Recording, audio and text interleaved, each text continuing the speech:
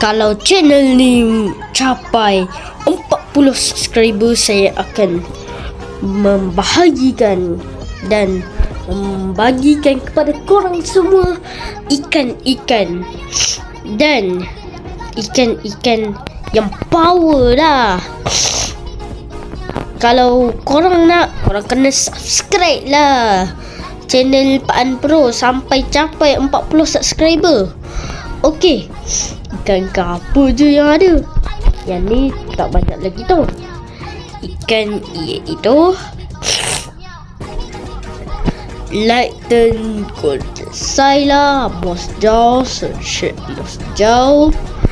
Mosi Mos Jau, Saila, Lasru Fish, Magician Owl, 2 My Handphone Megalodon, The Asian Megalodon, Haunted Golden Nessie, Tartaruga Glacial Fright dan macam-macam lagi.